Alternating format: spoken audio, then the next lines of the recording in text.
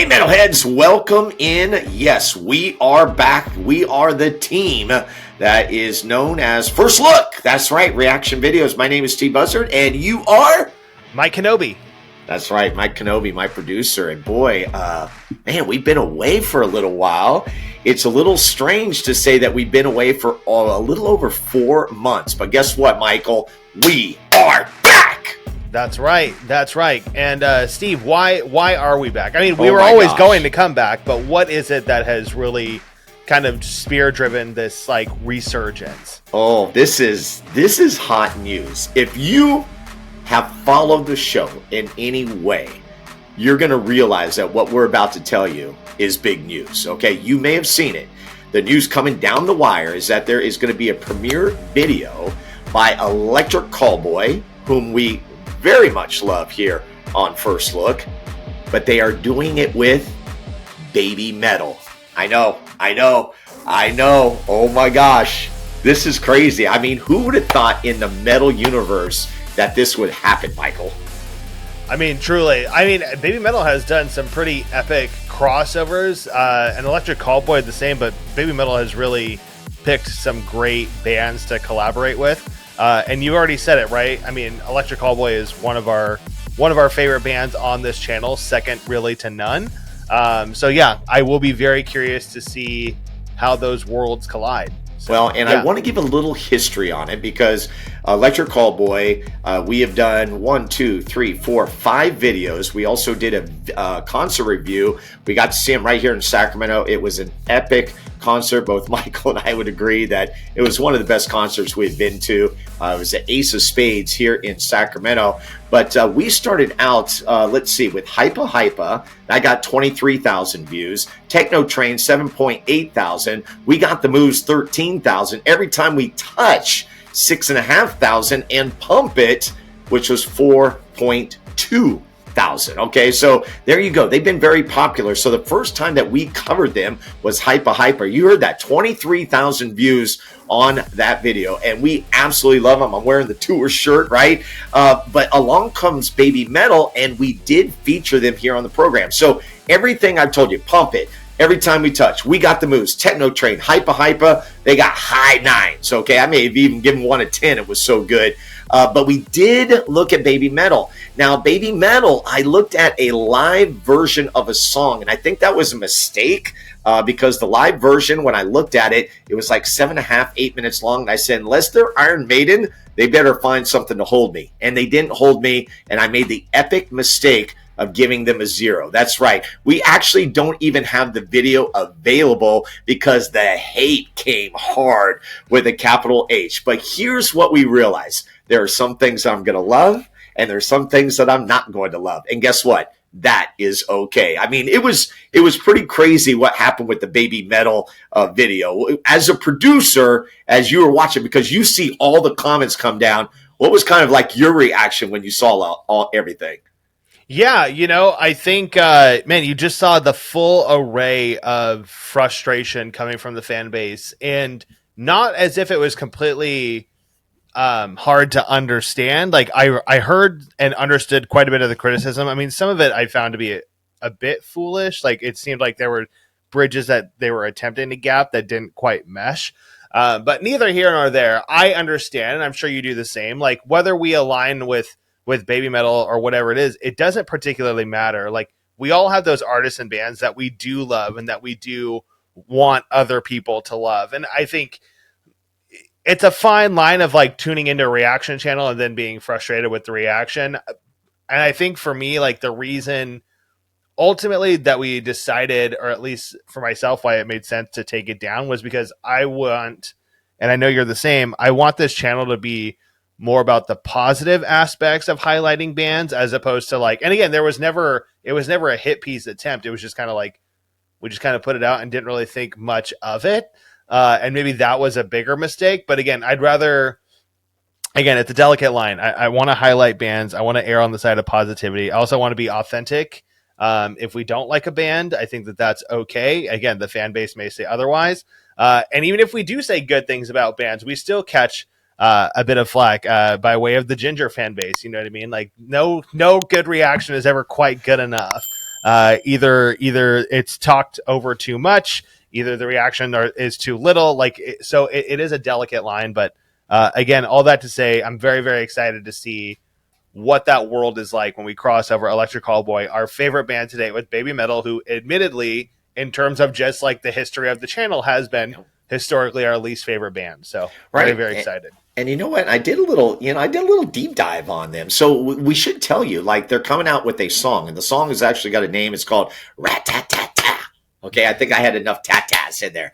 And Michael and I were discussing before we came to do this recording of, my hope is, I'm just going to be honest with you, I hope it's more Electric Callboy than it is Baby Metal. And you made a good point. You said, hey, they took a song called Every Time We Touch by Cascada and made it a hit. So that gave me more hope that what we're going to get on May 23rd when it drops is something I think will be unique and it will be special.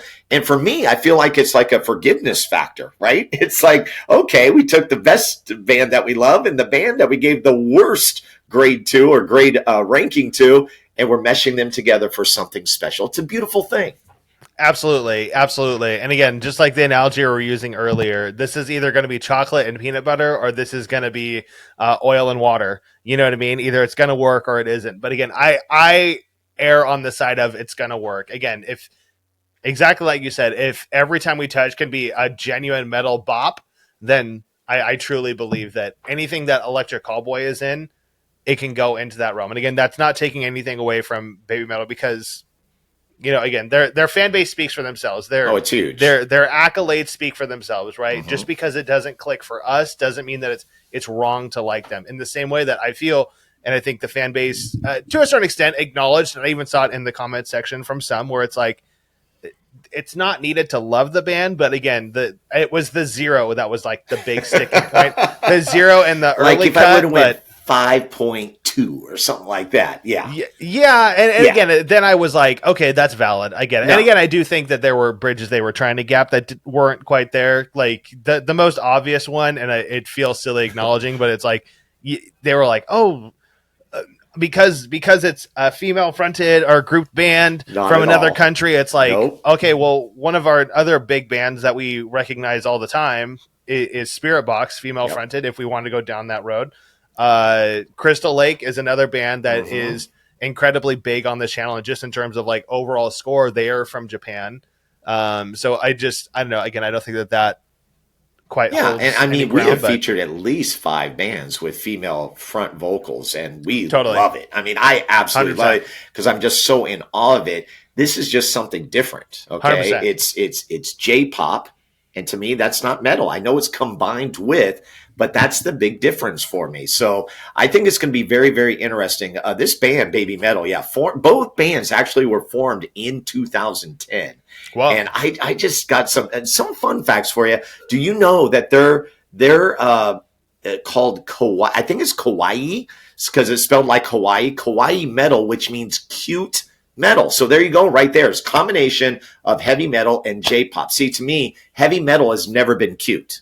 It's not meant to be cute, but in this case it is. Okay, so Rat Tat Tat Tat is what we're going to be looking at. And, we should also say that in the 4 months, there's been a lot of great stuff that has come out. One of the first videos that we're going to put out after we put out Rat Tat Tat Tat is one by our favorite band. They've really risen on the charts. I know for me, I know you love them, but Knocked Loose is really taking the country by storm.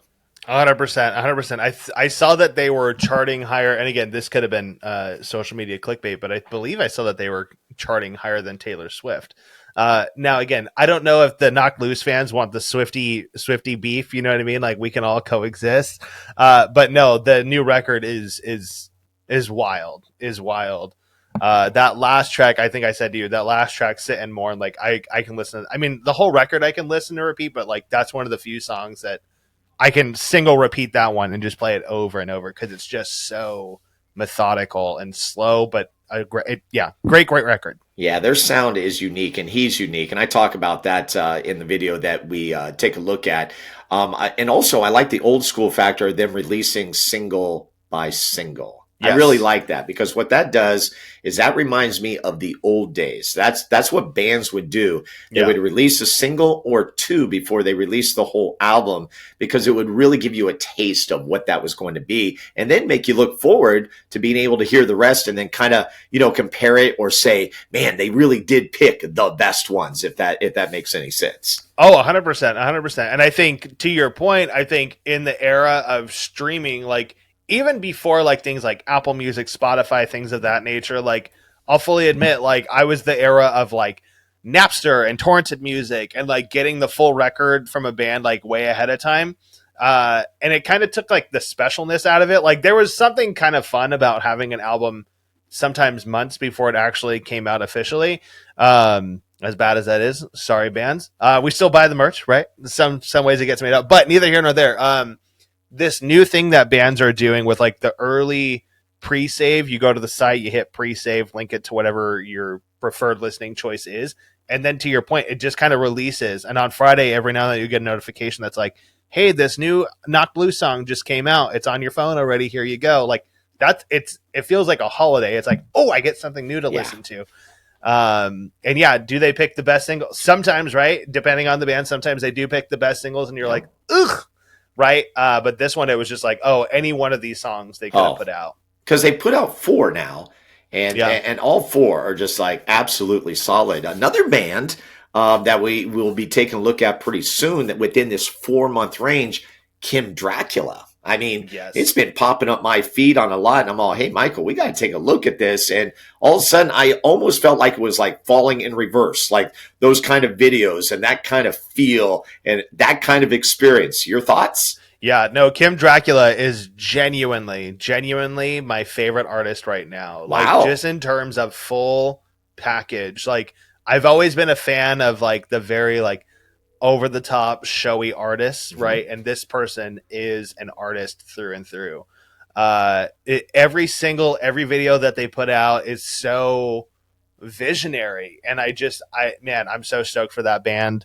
I think Kim Dracula, it's kind of like it's gonna be a lazy comparison, but it's kind of like a Rob Zombie situation where Kim Dracula, like, it's not the vocalist name necessarily, but like that's who you think of, and the rest of the band, they're definitely solid, but like you can tell that it's like kind of the solo, not vanity project, not quite, but if you've seen the 70 Thorns video, and if not, we'll do a reaction to it. But there's for sure the fact that you have this artist who goes from like these insane vocals that cover such an array of genres to then just like being like, screw it, I'm going to play my own drum solo, and it's really good, and you're just like, what?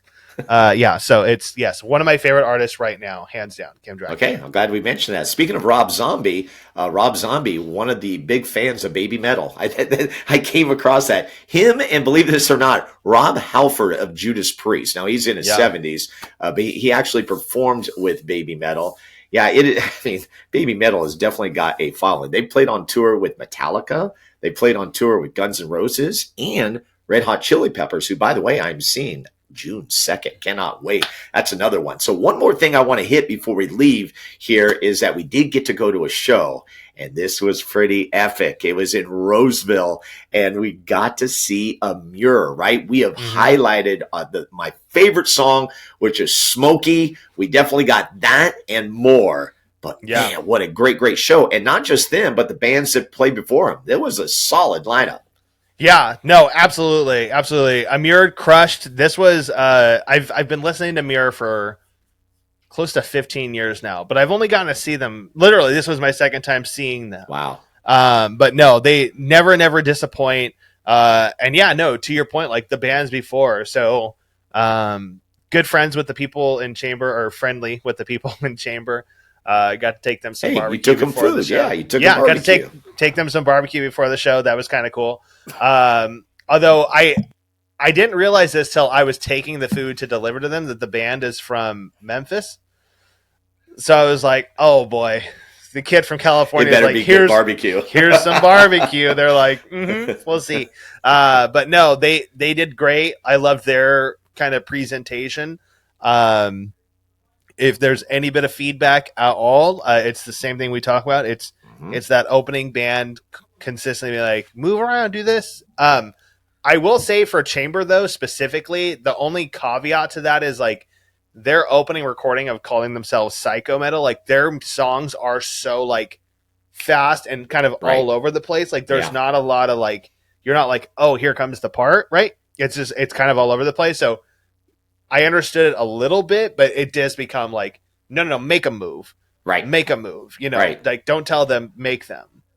And then we got a nice slow progression. So the irony of this is that Amir was not even the lead band. And we Yeah. actually left after Amir. And we'll share who was the lead band that we didn't end up seeing. But the band after Chamber was Unity TX. Now, I have to say, when I saw their videos, I didn't get pulled in. But this is the beauty of a live experience. Unity TX kicked ass. I mean, they were so good, and it was such a nice bump up from Chamber, who did a solid job as the opening band. But Unity TX was like, I'm getting chills right now just thinking back to it. Lead singer, I believe their bass guy. I mean, just full of energy, and they really brought it. Oh, absolutely. Couldn't have said it better. Absolutely crushed it. Again, had never heard of them before seeing them that night. I've seen them on the poster, but I had never heard of them before. Absolutely crushed it. Left there a genuine fan. Yeah. Stage presence was there. And again, it's exactly what you just said. You take parts of what Chamber sounds like, you take parts of what Unity TX sounds like, and it kind of goes into a mirror. And then if you take all three of those, then it leads into Alpha Wolf, the last band, which no disrespect, Alpha Wolf. Sorry, guys. I got out of there. Yeah. I got out of there. It was a full weekend of shows for myself. Mm-hmm. And again, no shame in my present age. As much as I love the idea of being there for the last band, I also love the idea of being in bed before 11 o'clock even more. Oof, it's the right, best. because it was on a Sunday, right? Yeah, we were on a Sunday, and after Amir, we kind of looked at each other, and at first I was like, okay, I'm going to stay, but then I thought, man, what if it's not what I want it to be? Because if we're elevating, if we're going here, is Alpha Wolf going to take me above Amir? And that was really the reason I was there. Yeah. And so, not that there was fear, but I felt like there was a rolling of the dice, taking a risk. And you and I just looked at each other and said, we're good. And we just walked out. And it was so great. My favorite part of Amir, lead singer Frankie, right? Is this the first name? Yep. Yeah, Frankie. So Frankie is nowhere to be seen. He's nowhere to be seen. The guys come out tuning up their bass, getting the guitar ready and stuff. And then they drop into whatever the first intro is. And right before the song hits, Frankie blasts out of the side onto the stage, has his microphone, and away he goes. I'm like, okay, that's cocky, but I love it. It was such a great entrance, and they really gave us a great musical experience. 100%. A ball of energy from front to end. No fat to trim in terms of the performance. No. I mean, like song after, really kept to it. And once they were done, he was out. Yep. No mingling, no nothing. I'm with you on it's kind of cocky, but it paid off. Like the performance was good enough to where you're like, yeah, that makes sense. I remember going to shows early on at like 15 and 16 years old, seeing bands playing in front of 12 people where the vocalist tried to do the same thing, and it always made me giggle. always. Anybody watching this who went to shows in the era of like 2008 to about 2012 will remember bands did one of two things. Either the vocalist would do the late walkout, or there would be some kind of dumb skit that would play before the performance. Right. Oh, so-and-so is missing. We got to find them. And you just like, please just play the music. Oh, my God. Please just play the music. Yeah. But no, Amir crushed. Crushed. And when they played Smokey, I mean, that was just like, just felt so good. And we had talked about the fact that, like, Knocked Loose was here. They actually played on Mother's Day. Bad day to play, right? Got to be with mom. So that didn't work out. And then we missed Kublai Khan. I know I was on vacation. Yeah. I think there was one other in there. It was like all these bands that were like high on our list that we didn't have a chance. But I love what you say. It's like, these bands are going to be coming back through. Yeah. And so that's what I look forward to, is just being able to have the opportunity. The Electric Callboy, obviously concert was great. And so, so that's what we've been doing for 4.5 months. Michael and I have still been keeping in touch, and we're excited to get back. We actually put some videos in the vault. So here's kind of the order. You're getting getting this right now.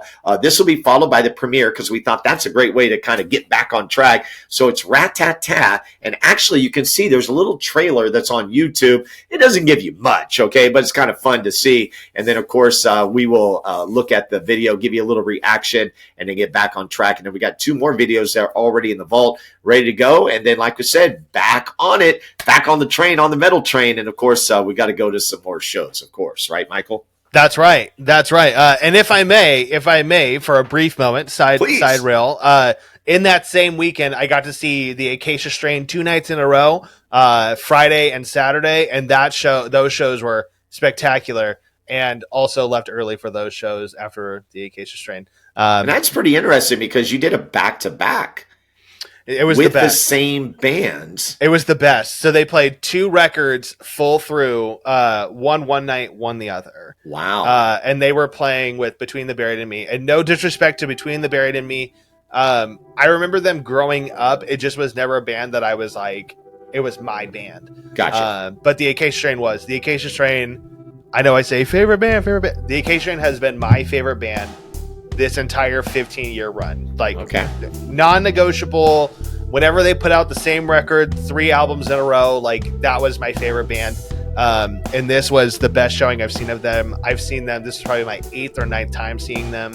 And I tweeted at them after the performance. I was like, hey, let's make this, like, if we could, the 2-night thing. It sounds daunting. It was so nice. It was so nice. And that venue in Roseville, solid. Great job. Yeah. Great job. Absolutely solid. I'm forgetting the name right now. I don't know why. It's escaping me. Goldfields. Yeah, Goldfield Trading Post. There we go. So shout out to Goldfields. You guys, this is the guy that's the reason for First Look. I mean, this is Michael Kenobi. He's the guy that I keep talking about. You remember we get those comments, why do you say we? Just you. Because the way I look at it, we're a team, okay? Because I'm doing the reacting, of course, but it's Michael that's producing all these videos that he brings my way. And so we are really like we're looking at different things. So one new thing, actually, I want to just pop in at the end here is Electric Callboy. Okay, well, we've seen and we've looked at them 5 different times, right? So this is called First Look. And a lot of our videos are First Look reactions, but we've come up a name. And do you want to reveal the name of our new segment when we look at someone a 2nd, 3rd, 4th, maybe 5th time? It's called Encore. That's right, because when you go to a metal show and it seems like the show is over, what do? Encore. So it's appropriately named. So I'm excited for that. And of course, who knows what we're going to come up with, but I think we're definitely looking forward to getting back and looking at some heavy metal. Yes, cannot wait. Thank you again, Steve. Excited to get back to it. All right, rat-tat-tat-tat-tat-tat-tat-tat-tat. May 23rd. Thank you guys for stopping by. Until next time, rock on.